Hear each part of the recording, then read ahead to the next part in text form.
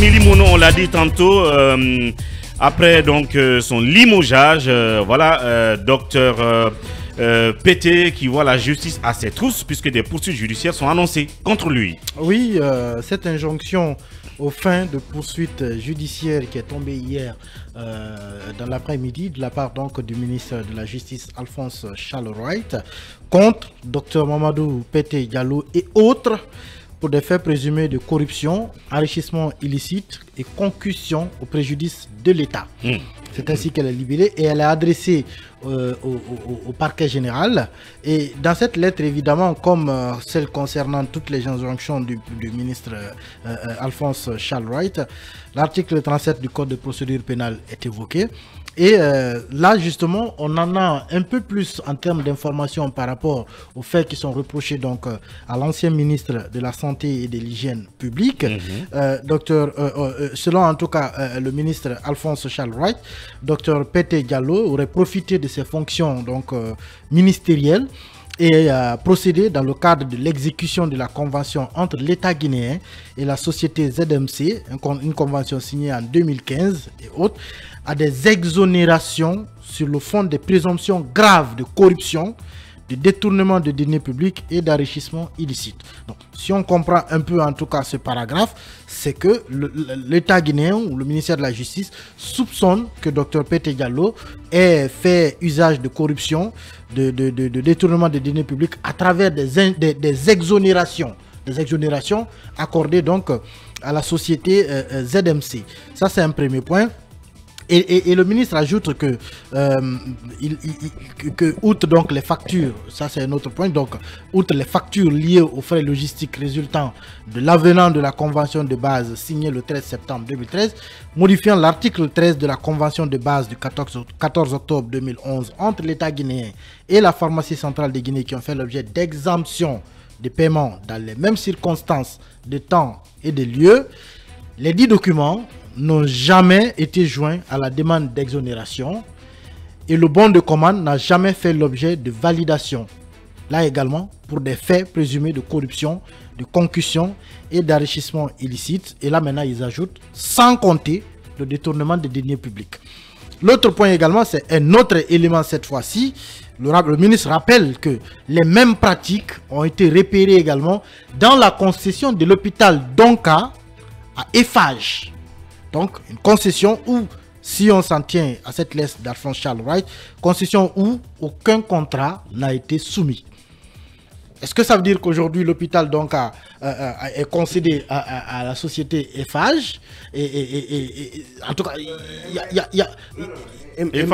Emmanuel, ce n'est pas Eiffage qui est sur Donka. Oui, c'est pas à Eiffage qui est écrit. Les mêmes pratiques sont répétées dans la concession de l'hôpital Donka. Oui, Eiffage, effectivement. Régionaux. Est-ce qu'il s'agit de la concession? Donc, il y a la concession de l'hôpital qui est concernée. Il y a la concession d'Eiffage qui est concernée. Je pense que cette fois, c'est alors la concession des hôpitaux régionaux. Parce que là, quand même, on a entendu parler de Eiffage. Donc, il y a à la fois donc, la concession de l'hôpital Donka, concession à Eiffage, où aucun contrat n'a été soumis, selon le ministre. Et ils ajoutent que les mêmes faits de corruption sont révélés par des documents comptables portant l'acquisition des vaccins dans le cadre de la campagne de vaccination. Au regard de ces éléments donc, et tout ce qui s'ensuit, le ministre a demandé donc au procureur général de procéder à des poursuites judiciaires sans délai, a-t-il dit, sans délai, contre Dr Mamadou Pété Diallo et autres, sous le respect de la présomption d'innocence et le respect des droits sacrés à la défense. Donc voici un peu la quintessence de cette lettre qu'Alphonse Charles Wright a sortie hier, dans l'après-midi, au moment où on l'apprenait. Le ministre de la Santé était à la primature, mais évidemment pas dans le cadre d'un entretien, selon les informations que moi j'ai eues, parce que dans la matinée, on avait parlé de son arrestation. Ensuite, certaines informations ont parlé de sa présence à la primature. À la primature, il semble que le ministre n'y était pas à un entretien.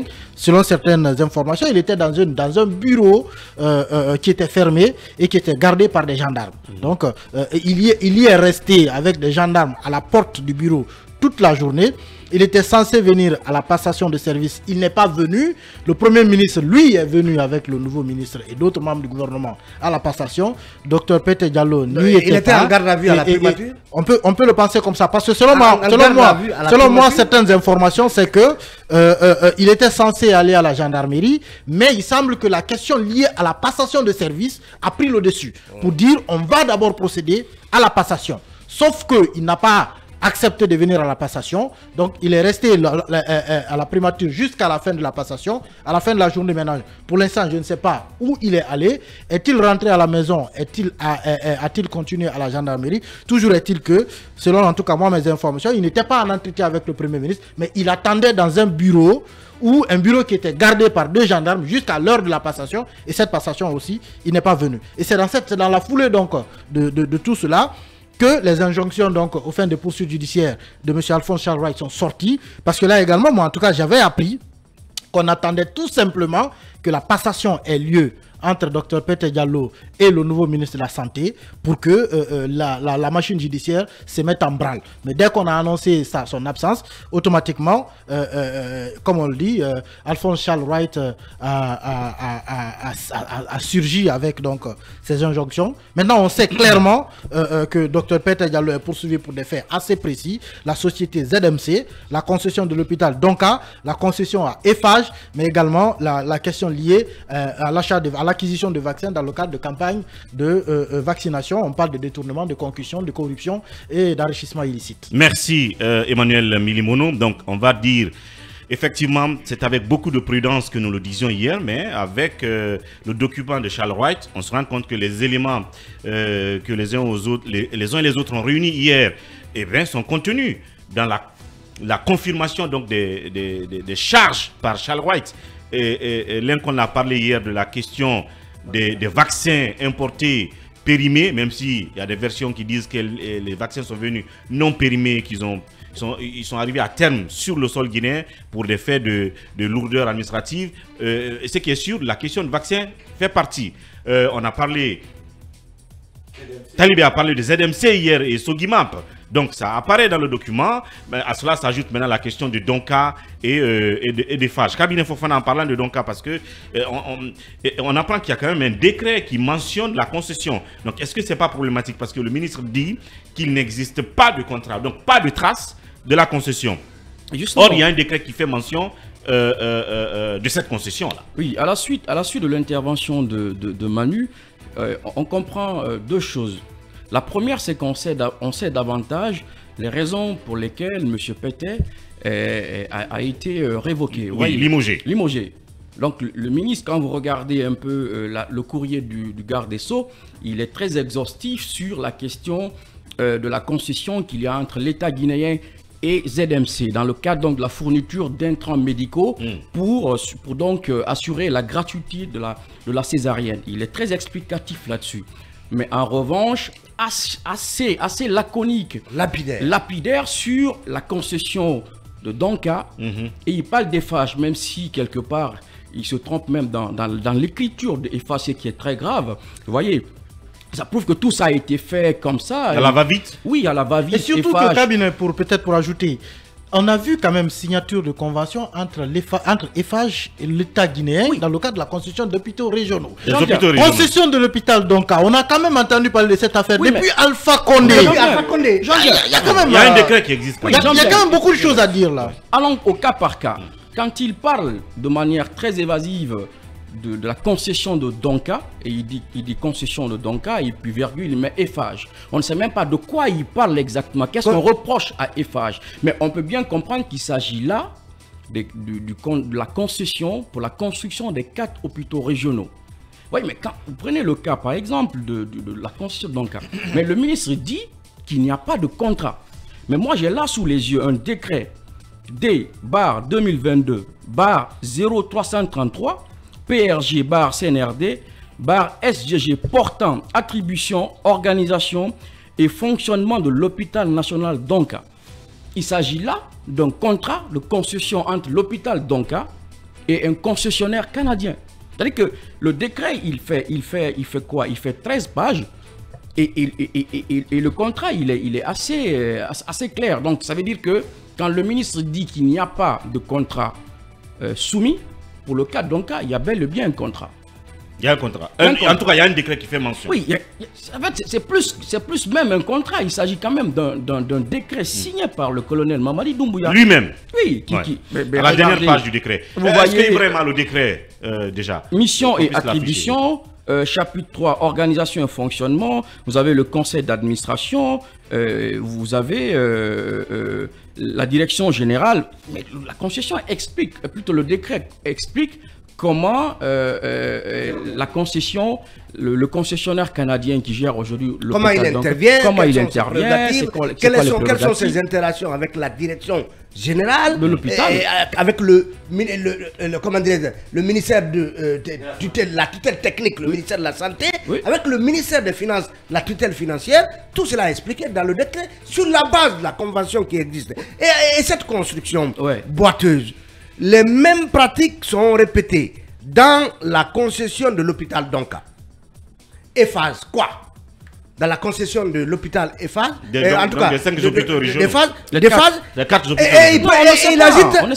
Il agite où aucun contrat n'a été soumis. De quel contrat s'agit-il? De quel contrat s'agit-il? Parce que, précédemment, il dit que très malheureusement, les 10 documents, parlant de l'affaire ZMC, les 10 documents n'ont jamais été joints à la demande d'exonération et le bon de commande n'a jamais fait l'objet de validation. Donc, on ne sait pas de quel contrat parle-t-il s'agissant de l'hôpital d'Onka, s'agissant de EPHAS. Donc, la rédaction est trop approximative pour des faits graves et pour une opinion qui veut savoir concrètement qu'est-ce qu'on reproche à Dr Pété. Et tout cela laisse penser qu'il y a eu de la précipitation et même, en tout cas, de la légèreté dans la rédaction de ces injonctions. Parce que Cabinet parlait de ce décret du président sur l'hôpital d'Onka. Moi j'ai été, par exemple, consulter la page 7, la page 7 de ce décret. La page 7, Mamadouri, qui spécifie certains aspects de la question de l'hôpital d'Onka, mais vous vous rendez compte que il y a bel et bien une convention. Il y a donc c'est sur la base de cette convention que le décret a été pris. Donc je suis en train de retrouver Mamadouri, le passage, je lis ceci, du concessionnaire, administration générale. Le concessionnaire est désigné par voie d'une convention signée entre ce dernier et les représentants mandatés de l'État guinéen. Le concessionnaire assure, via l'Assemblée générale, le rôle de gestionnaire délégué de l'hôpital national d'Onka, conformément aux dispositions de la convention de cession agréée et signée par les deux parties. Il est le seul responsable de la mise en œuvre opérationnelle des activités de l'hôpital pendant la durée de la concession et est imputable des résultats, des différents résultats. Le concessionnaire assure le transfert des compétences, le renforcement de capacités et la formation du personnel dès la première année de la concession, etc. etc. Donc, pour que le décret fasse référence à un concessionnaire, tout cela prouve qu'il y a un contrat. C'est pourquoi je me demande qu'est-ce que Charles prévoit quand même une concession. Oui, c'est ça que je dis. Est-ce que cette concession elle existe? Non. Le concessionnaire canadien, vous voyez, il pose la question. Vous voyez en tout cas des Occidentaux, des Canadiens entrer en activité dans le cadre de l'hôpital d'Onka. Il faut relativiser. Talibé, voici la convention. Talibé, la convention dit convention de cession entre la République de Guinée et la société Nepson Group, mise en concession de l'exploitation de la gestion de l'hôpital national d'Onka. Vous avez même le numéro d'enregistrement 2022-106-1-6-3-1-2-018. Ça, c'est le numéro d'enregistrement du contrat de concession. Talibé, en fait, j'ai envie de dire... il y a ce contrat date de quand, la convention, sa signature cabinet? Parce que... Mais elle date de juillet 2022. 1er mars 2022.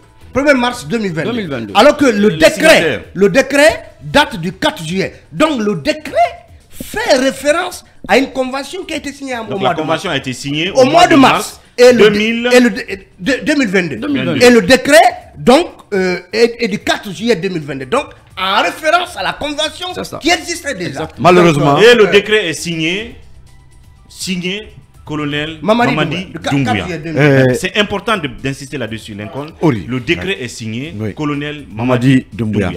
Le décret est signé colonel Mamadi Doumbouya. Il a entendu. Le ministre a entendu. C'est pour qu'il entende. Et vous entendez. C'est pédagogique. Parce que là, sincèrement, je suis perdu en fait. Parce que là, il y a des charges contre le monsieur. On n'est pas en train de dire que c'est faux. On a besoin de savoir effectivement qu'est-ce qui est véritablement la réalité. Et lui, il est censé se défendre dans cette histoire. Il y en a 5 ou 4 contre lui. La question des vaccins, le contrat ZMC. Et Donka et Eiffage. Donc si, dans le cadre de Donka, qu'on dise clairement qu'aucun contrat n'existe ou une convention n'existe, il y a un décret qui est signé par le président, le premier du pays, qui fait mention à cette convention, et que la convention, elle existe matériellement. Lincoln, j'ai envie de dire, est-ce que ces erreurs-là ne mettent pas à l'eau tous les autres efforts, ne vont pas décrédibiliser les autres charges contenues dans le document d'injonction? C'est la question que je pose. Ça, c'est pas une erreur, c'est une incompétence. C'est clair. Nous sommes avec le ministère de la Justice.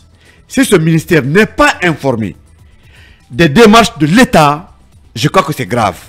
Mais nous sommes en train d'informer le ministère de la Justice. On a quand même fait signer un décret par le président c'est ce que je dis, qui quand même fait référence à cette ministère de la Justice, garde des Sceaux. Il y a un décret du président, le ministre n'est pas au courant. Il y a une convention, il n'est pas au courant. Ce document est mal rédigé. Est-ce que le ministère manque de cadre? Mais on fera mieux d'envoyer Talibé là-bas pour pouvoir rédiger les documents. Mais on est en train d'exposer la Guinée. On n'a pas de CPT. Et dans ce dossier, nous combattons la corruption sous toutes ses formes. Mais quand il s'agit du gouvernement d'un État, il faut faire un travail sérieux. Il ne faut pas que de tel travail qui reprend tout un État soit quand même peut-être démonté par un petit studio de radio. Mais où sont ces cadres là-bas? Mais le ministre, qu'est-ce qu'il fait? À cause de cette erreur, moi je crois que c'est quand même incroyable, le ministre. Mais Ouri, en dépit de cela, moi en parlant de la corruption, peut-être tout ce qu'il a fait là, si il est coupable, il n'a qu'à partir. Mais moi j'insiste sur un fait. Est-ce que PT a plus de parrains pour sortir de ça? Parce que moi j'estime que M. Charles White, depuis combien de jours, aurait dû sortir des injections contre M. Moussa Magasuba. J'insiste, je persiste là-dessus. Pas d'injection. La simple lettre de corruption suffit pour que M. Yacouba, conseiller du ministre, parte, ou Magasuba, mais jusqu'à présent rien. Ou bien Charles attend toujours que ce soit M. Gomou, le colonel, qui donne le temps pour pouvoir agir, M. Charles White. Si vous êtes dans la politique, en tout cas du gouvernement, nous attendons une injonction aux fins de poursuite contre M. Moussa Magasuba, sinon votre démarche est purement sélective. La corruption dans ce pays, ça existe parce que le ministre demande des pots de vin à une entreprise. Vous êtes là, vous n'avez rien fait? Bien. Mais arrêtons. Bien. Oui, merci Lincoln. Merci Lincoln. Vous revenez tout à l'heure, oui. Bassekou, les charges, elles sont énormes. Oui, les charges sont énormes. Donc ça veut dire que PT, il aura gros à faire pour se défendre, justement face à ces dossiers de ZMC. Bien entendu, on parle d'Eiffage. Pour l'instant, on n'a pas encore vu des documents concernant ZMC, concernant Eiffage. Il y a aussi la question des vaccins. On est en train de les récolter. Mais c'est que sûr, Lincoln en a parlé hier et c'est maintenant confirmé dans les accusations que Charles porte contre le ministre. Mais en ce qui concerne la question de Donka, quand même, voilà, il y a des choses à dire. Ce qui est sûr, le monsieur, il croule sur beaucoup d'accusations là, à regarder les injonctions de Charles. Oui, il y a beaucoup de dossiers, sauf que le ministère de la Justice est en train de faire un mauvais travail. Parce que ce document qui a été sorti et présenté à la presse... Ne serait-ce que le volet donc à quand même. Oui, exactement, comporte beaucoup d'irrégularités. Il y a beaucoup de dysfonctionnements du point de vue rédactionnel. Mais même quand on nous dit que... Quand le ministre insiste pour dire qu'il n'y a pas de convention, alors qu'il y a bel et bien une convention qui a existé et que c'est sur la base de ça que le président a pris un décret. Parce que moi, je me rappelle que ce dossier existe depuis le temps d'Alpha Condé. C'est un dossier que le CNRD a trouvé sur la table. Et puis le CNRD n'a fait que travailler pour rendre le projet un peu plus opérationnel. Mais encore une fois, Moi, je voudrais demander au ministre Charles Laurent, à chaque fois qu'il doit se prononcer sur un dossier du gouvernement, moi, je l'exhorte à avoir plus de documents, plus d'éléments pour vraiment conforter les faits qui vont être articulés. Parce qu'il s'agit de faits suffisamment graves. Suffisamment grave. Peter est un fonctionnaire international. C'est aujourd'hui toute sa carrière qui est en train d'être brisée. Je ne dis pas que les faits qui sont... Sa crédibilité, son image. Oui, absolument. Donc, il a à se défendre. Je crains que ça soit une affaire qui ressemble... Je crains que cette affaire, que ça soit une affaire comme si c'est une montagne qui est en train d'accoucher d'une souris. Parce qu'on a vu le cas Yaya Sow ici, qui a été débarqué ici. On lui a reproché suffisamment de choses. Moi, j'attends de voir si déjà sur les premiers faits, on se rend compte qu'il y a bel et bien une convention qui a été signée et que le président a pris un décret. Eh bien, j'attends de voir la suite des faits qui sont reprochés au ministre Pété. Encore une fois, c'est un dossier qui est assez compliqué. Mais moi, j'insiste aussi pour dire puisqu'on veut lutter contre la corruption, Lincoln a évoqué un cas, le cas du ministre, mais et les cas de surfacturation, de marché de gré à gré qui ont été signés dans ce pays-là. Qu'est-ce qu'on a fait de ces dossiers Ouri? Oui. Qu'est-ce qu'on a fait de tous les dossiers que nous avons évoqués dans ce studio-là ici? Bien. Mais si la main du colonel Mamadi Doumbouya n'a pas tremblé pour révoquer Pété de ses fonctions pour corruption, couche et freine à l'enrichissement illicite, mais qu'est-ce qu'on fait du cas de Magasuba et d'autres directeurs nationaux dans ce pays? Bien. Et des ministres dans ce pays qui ont signé des contrats de gré à gré? Et qu'est-ce qu'on fait de tout ça? Bien. La démarche, de mon point de vue, si d'autres têtes ne tombent pas pour des faits présumés de corruption, c'est que la démarche, elle est sélective. Et c'est cette... Vous êtes d'accord avec Lincoln là-dessus? C'est justement ce qui doit cesser dans ce pays. Avec moi, j'attends plus de communication ponctuelle par rapport vraiment à ce dossier de la part du ministre de la Justice. Emmanuel Milimono, vite fait là-dessus. Par rapport au volet EFAGE dont le ministre parle dans ses injonctions, il se trouve que le 9 novembre 2022, EFAGE et le gouvernement guinéen représenté par le ministre de la Santé, le 9 novembre 2022, ont procédé à la signature d'un contrat. Et ce contrat, donc, EFAGE représente un consortium d'entreprises françaises. Ce contrat prévoit la construction de 4 hôpitaux régionaux à Labé, à Kindia, à Zérekoré et à Kankan. Le contrat prévoit que le gouvernement guinéen apporte 10% du financement. Le contrat établit le coût des 4 hôpitaux à 198 millions d'euros. Le contrat fixe la durée des travaux à 18 mois. Donc, pour ce qui est de EFAGE, c'est vrai que à date, il y a suffisamment d'informations également pour dire qu'il y a effectivement quelque chose qui a été fait. Et il y a même la pose de la première pierre qui a eu lieu, présidée par le Premier ministre, en présence du ministre de la Défense, du ministre secrétaire général de la Présidence, et du ministre de la Santé, du ministre Félix Lama. Il y a un certain nombre, en tout cas beaucoup de personnes sont citées, qui ont pris part à la pose de la première pierre de la construction des 4 CHU. Bien. Donc, vous voulez dire qu'il y a des traces? Non. Là aussi.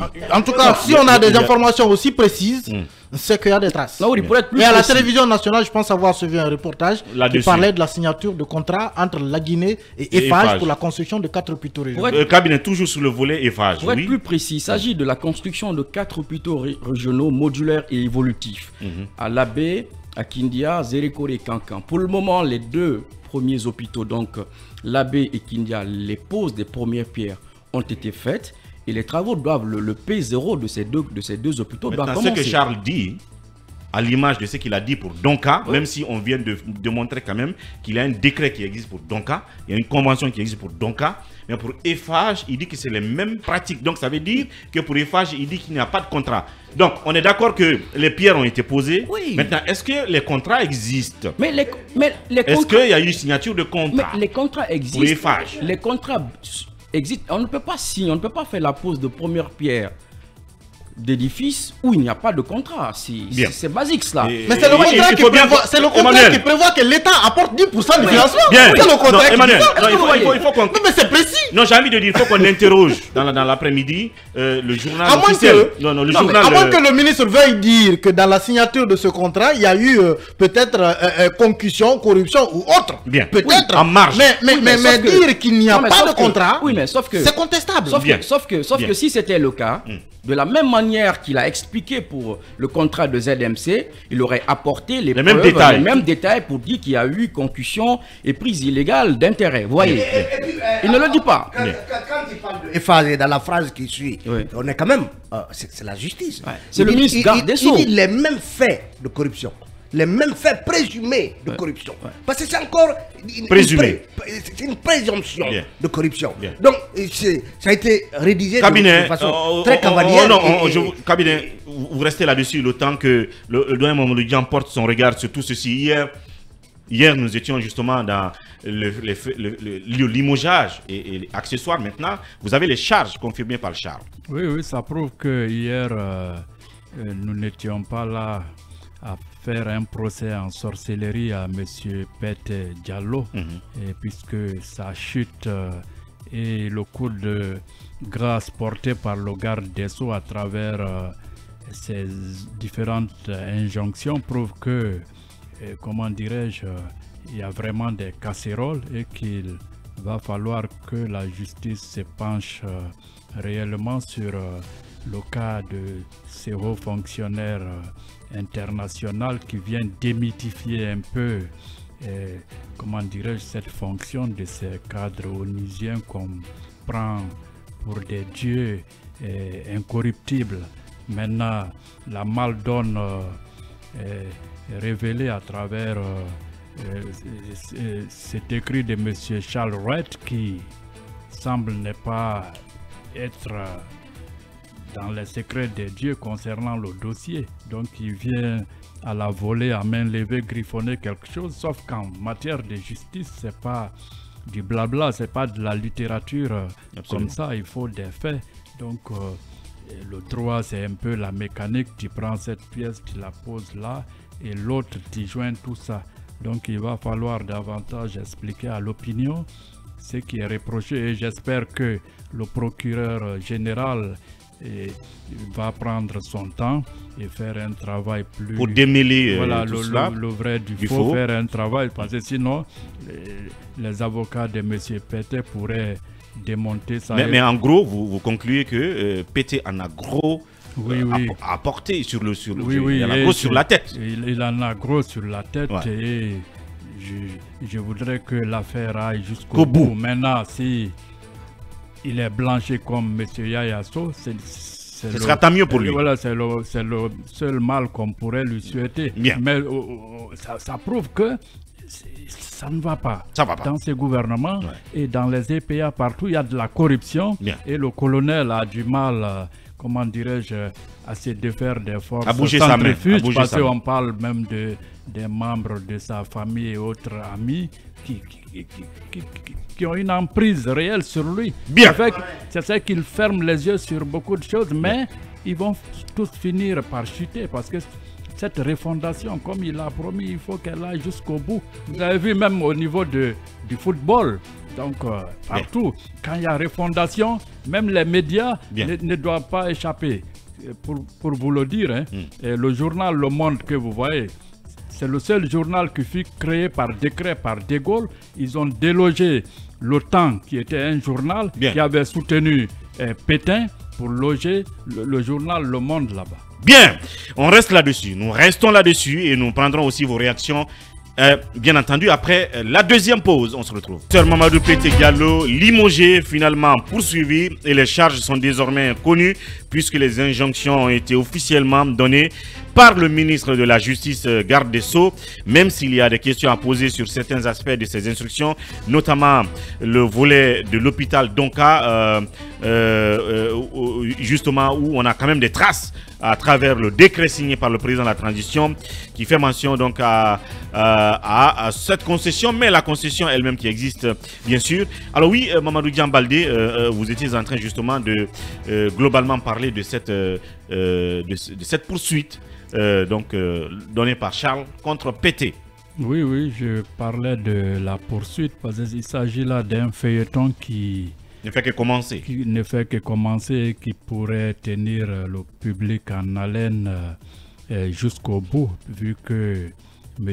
Pété, au-delà d'être ministre de la Santé, quand même c'est une personnalité qui a fait ses marques à l'international, plus de 30 ans au sein des Nations Unies. Il fut même le représentant à un moment donné du secrétaire général des Nations Unies au Congo. Oui. Donc c'est quand même en pas, Afrique centrale. Ouais, c'est pas n'importe qui que sa déchéance intervienne tout d'un coup. Cela rappelle un peu cette célèbre formule qui dit qu'il n'y a pas loin du Capitole à la roche tarpéenne. Ça veut dire que les honneurs et la célébrité n'empêchent pas la déchéance. Si vous conduisez mal, comme une petite frappe, mais vous en payez quand même les frais. Bien.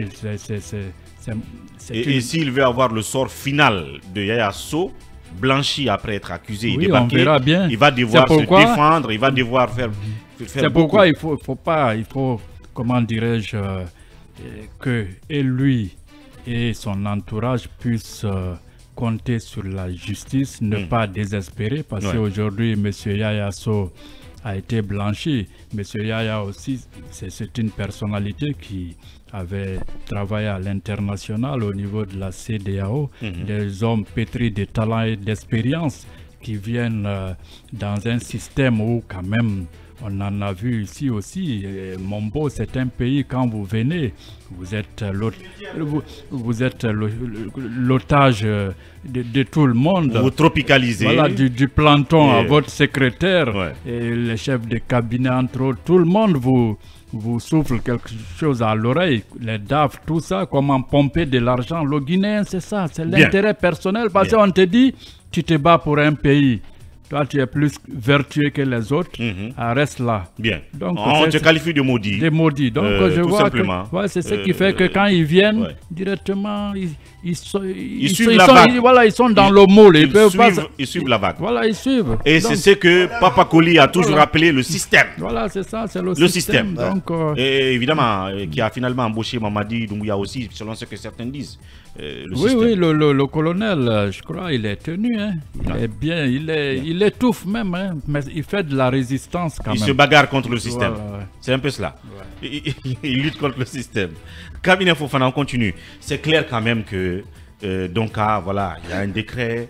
Parce qu'on va marquer les cabinets, c'est trop banal. Il y a un décret, donc il y a une concession. Là, on passe là-dessus. Eiffage aussi. Eiffage maintenant, on vient à Eiffage. Moi, j'insiste, hein, même si les briques ont été posées, peut-être que Charles estime que le ministre s'est débrouillé à aller poser les briques pour tromper tout le monde, mais il n'y a pas de contrat. Non, je dis, il estime. C'est un consortium d'entreprises françaises. Non, oui, je comprends. Tu penses qu'ils vont prendre l'argent, la mettre dans un sac et donner. Je vous donne une date. Mais Charles a une position. Oui, je vous donne une date. Oui. 9 novembre 2022. Oui, Ibrahim est en train de chercher. Ibrahim est en train de chercher sur Google. Non, d'ailleurs, les activités qui ont eu lieu ce jour-là, on va les projeter. Nous avons eu ici, monsieur le directeur adjoint de l'ANRU, à l'AB, et qui, on l'a eu au téléphone, monsieur Alpha Boubacar, qui était présent ce jour à la pose de la première pierre, qui nous a expliqué un peu les avantages. Il s'agit au total de 800 et quelques lits qui vont être produits. Ce sont des CHU, ça fait des hôpitaux évolutifs modernes, qui seront construits par Eiffage avec l'accompagnement de HP, des hôpitaux de Paris. Vous voyez, il n'y a pas d'amalgame possible. On ne peut pas dire qu'il n'y a pas de contrat. Et puis je pense que, aussi vrai que le financement est...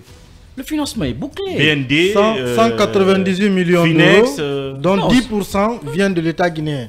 Les autres sont apportés avec le partenariat de l'AFD et du consortium. Et Mamadou, vous savez, l'une des conséquences de soulever un doute autour, par exemple, d'un contrat comme celui de Eiffage, ça peut même entamer la crédibilité même de ces entreprises françaises. Exactement. Parce que quand vous prenez le cas ZMC, c'est le BND. Ça, c'est le financement du BND.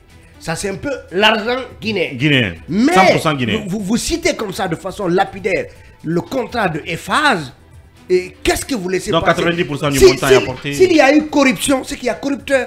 Ça veut dire que c'est c'est Eiffage qui a corrompu Pété dans cette affaire, ou c'est Eiffage qui est complice des détournements des financements destinés à la construction de ces hôpitaux régionaux. Donc on ne peut pas de façon lapidaire. Et puis quand on cite le cas d'Onka, n'oubliez pas que depuis que ce concessionnaire est à l'hôpital d'Onka, il y a eu, est-ce que vous savez qu'il y a eu une mission de la primature pour venir vérifier des informations erronées qui avaient été données à la primature par rapport à l'hôpital d'Onka. Le Premier ministre en personne est venu visiter l'hôpital d'Onka et en est sorti satisfait et a vu tout le contraire qu'on lui avait décrit.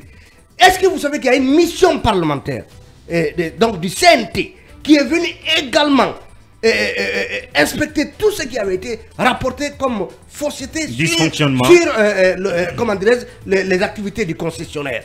On sait qu'il y a une bataille en dessous pour carrément casser ce contrat, cette convention avec le concessionnaire. Oui. Une convention qui aujourd'hui est même citée en exemple dans certains pays africains. Vous avez une mission congolaise qui est venue ici pour s'inspirer de ce modèle. Donc on sait qu'il y a tout ça. Donc on ne peut pas citer comme ça à l'emporte-pièce, à la 642, à l'as de pique. On ne peut pas citer comme ça Eiffage et l'hôpital d'Onka sans être suffisamment explicite. Et malgré que les sources d'information sont souvent verrouillées devant les journalistes, entre l'officialisation des injonctions et ce matin, si on a pu quand même trouver le décret signé par le colonel lui-même qui donc cite la concession de Donka et la concession elle-même, est-ce que Charles Wright, à travers tous ses services, n'aurait pas pu rapidement appeler pour savoir est-ce qu'il existe ou pas ces contrats avant de sortir officiellement l'injonction? Je crois qu'on aura besoin qu'il parle. On a besoin que Charles parle pour davantage nous expliquer le décret. Le décret est là. Le décret est là, Emmanuel. Tu sais ce qui pourrait se passer? Un jour, l'arroseur sera arrosé. Si un jour il est dégommé, même suite à des conspirations, qui sait si son remplaçant le lendemain, il n'y aura pas aussi l'injonction pour le poursuivre. Parce que lui aussi, en tant que ministre, il reçoit des financements pour la réalisation des tribunes et autres. Donc, je pense qu'il faut mettre de la mesure, il faut mettre de la pondération dans les choses. Il se serait limité à citer le cas ZMC et peut-être le cas des vaccins, mais lancer le cas d'Onka, lancer le cas Eiffage comme ça, qui sont des partenaires qui ont accepté de financer à hauteur de près de 200 millions d'euros des instituts sanitaires dans le pays, ça ne fait pas œuvre utile pour le pays. Partenaires. Je voulais dire, oui. Bien oui. Il y a quand même... On va s'écouter rapidement. Il y a quand même le fait que, en tout cas de mon point de vue, pour le ministre, le fait d'ajouter Eiffage à Donka apporte une tache noire à tout le dossier finalement.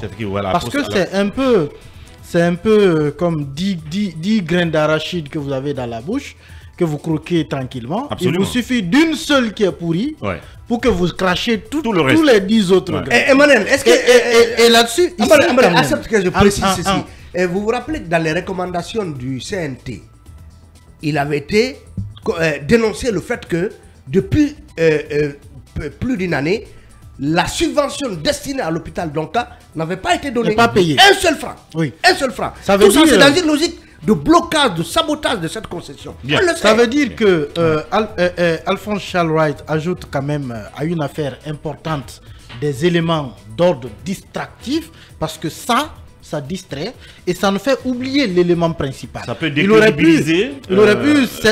Il aurait pu se limiter à ZMC et à la question de l'acquisition des vaccins. Ça aurait été plus sérieux. Mais ajouter Donka qui fonctionne depuis des années, dont la concession est en débat depuis Alpha Condé, c'est de la distraction. Venir ajouter Eiffage alors qu'on a vu la cérémonie de signature de contrat entre le ministère et ses sociétés, c'est de la distraction. J'ai envie qu'on retrouve la vidéo de la cérémonie. Je pense que ça, Ibrahim a la photo. Il a la photo de la pose de la première pierre de l'hôpital. Non mais je vous dis que tout a été officiel. Et ça c'est arrivé. Ça c'est arrivé après la signature du contrat entre les sociétés et l'État guinéen. Donc ça ce sont des... À mon avis, ça distrait et ça apporte une touche de discrédit à ces dossiers-là. Pendant ce temps quand même, Ouri, il y a un dossier très important. On parle hôpitaux évolutifs, modulaires, industrialisés et durables, construction de centres hospitaliers je ne sais pas ce qui est derrière, régional, je pense, régional, parce qu'il y a R, de l'ABI. Et en bas, on voit MSHP, donc Ministère de la Santé et de l'Hygiène publique. Et puis de l'autre côté, vous avez EFAGE là-bas, EGIS. C'est pourquoi j'ai dit que EFAGE était représenté un consortium d'entreprises. Maintenant, en termes de régularité des procédures. procédures. Et en bas, vous avez la CGP qui est aussi présente. Là, c'est la CGP aussi là. Ouais. Donc la présence de la CGP, je pense que ça veut dire que signifie quoi ici, puisque vous l'agence de contrôle, des grands projets, quand ça arrive là-bas, c'est qu'il y a un contrat. C'est qu'il y a un contrat parce que son rôle justement est de s'assurer de la mise en œuvre correcte du contrat. Donc ça veut dire qu'il y a un contrat. Et pendant ce temps, Ouri, moi je voulais terminer par ça. Il y a quand même un juge qui demande 4 millions de francs guinéens pour libérer un détenu. Et cet audio-là, il circule depuis un moment. Il paraît que le juge en question est proche de Charles Wright. Il n'a rien fait jusque-là. Mais c'est le juge Kafumba Chérif. Pourtant c'est connu. Ça, voilà une autre affaire à laquelle il aurait pu s'occuper de manière assez rapide, assez sereine. Injonction rapidement. Merci. Je pense que merci beaucoup. Charles est en train de gâter la coupe est pleine.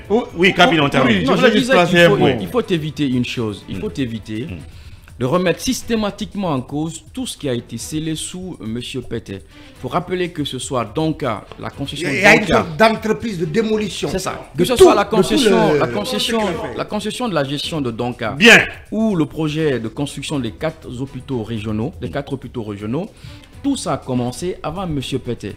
Leur aboutissement, certes, ça a été sous son...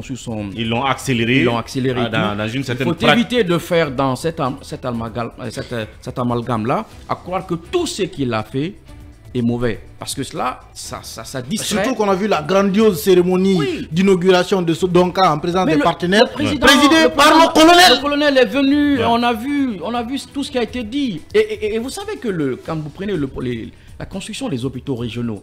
Le colonel, quand il est arrivé, il a mis un coup d'accélérateur. Mais vous ne pouvez pas imaginer tous ces gens qui meurent entre Kankan, l'Abbé Kindia pour être ici transférés à Conakry. Et c'est des hôpitaux qui n'ont rien à envier à Donka ou à Ignace Dine ou même l'hôpital sino-guinéen. Des hôpitaux modernes où les gens vont être formés, qu'on évite vraiment... de telles sorties-là. Merci. On n'a qu'à faire ces hôpitaux. Le stade sortie de piste. Merci, cabinet. Merci, cabinet. Oui, on termine. Pour terminer, il y a un lobbying autour de Donka. Il y a des médecins et autres cadres au percé qui veulent récupérer Donka. Vous savez, avant, l'argent était manipulé. Mais quand vous venez, vous payez le cash. Non, allez ça n'existe plus maintenant. Non, désormais à Donka, allez-y, allez vérifier. Personne, aucun malade n'apporte à manger. Vous mangez sur place. Les draps de lit. Vous trouvez sur place. Les serviettes, vous trouvez sur place. Il y a une buanderie. Là, on lave tout. C'est-à-dire, tu rentres bréduit, tu sors bréduit. Clairement. L'hygiène, la propreté. L'argent n'est pas manipulé. Donc, les gens aujourd'hui ne sont pas contents du fait que l'argent ne circule plus à Donka, puisque c'était une magouille. C'est pourquoi aujourd'hui, on veut récupérer Donka. Nous voulons que les structures sanitaires soient à l'image de Donka. Tout n'est pas encore parfait. Ce qui manque, les gens vont apporter. Ils vont faire la même chose à récupérer pas ça. Comment tout peut être parfait lorsqu'on bloque la subvention destinée au fonctionnement de l'hôpital? Donc on n'a pas de subvention et on veut récupérer. On met dans le judiciaire. Merci. C'est pas sérieux. Merci. Voilà, là, on reste là-dessus, ça va continuer demain, ce n'est que le début, on va dire, de commentaires sur ce sujet. On passe à autre chose.